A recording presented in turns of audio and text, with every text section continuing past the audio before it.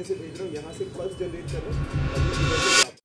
बच्चे हम बात करें पोलराइजेशन ऑफ लाइट की। पोलराइजेशन ऑफ लाइट बेसिकली क्या थी, जिस टाइम पे लाइट हर डायरेक्शन में, हर डायमेंशन के अंदर वाइब्रेट कर रही होती है, तो हम क्या करते हैं, पोलराइज्ड लाइट बेसिकली क्या है, जो एक सर्टेन प्लेन के अंदर ही वाइब्रेट करेगी। जैसे जो हमारे पास इलेक्ट्रिक फील्ड वेक्टर होगा उसका, वो सिर्फ इस तरीके से जाएगा। मतलब ये जो हमारे पास perpendicular to the direction of propagation of wave है, उसकी एक डायरेक्शन एक सर्टेन प्लेन में रिस्ट्रिक्टेड होगी। जैसे एग्जैक्टली यहाँ पे अगर हम बात करें, ये हमारा पोलराइजर के को समझाने के लिए मैंने एग्जांपल लिया है। यहाँ पे अपने पास दिख रहा है कि ये क्या है, ये अपने पास ये पोलराइजर है। पोलराइजर का काम क्या है कि सिर्फ लाइट को एक सर्टेन डायरेक्शन में रिस्ट्रिक्ट करना।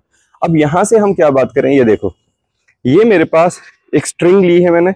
इस स्ट्रिंग के थ्रू अगर हम वेव भेजते हैं, तो मैं जब इस स्ट्रिंग के अंदर डिस्टर्बेंस क्रिएट करूंगा सिर्फ इस प्लेन के अंदर, तो ये दिख रहा है कि ये वेव बिल्कुल जा रही है, आगे की तरफ ट्रैवल कर रही है ना। जब मैं किस तरीके से भेज रहा हूं, यहां से एक पल्स जनरेट कर रहा हूं और ये उधर को जा पा रही है।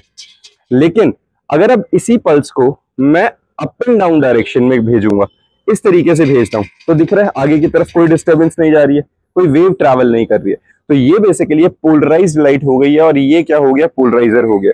ये एग्जैक्टली उसी तरीके से है जिस तरीके से जो पोलराइज्ड शेड्स होते हैं, जैसे ये हैं, ये पोलराइजर्स हैं। ये पोलराइड्स क्या होते हैं, ये बेसिकली लाइट की एक सर्टेन डायरेक्शन को ही अलाउ करते हैं जाने के लिए।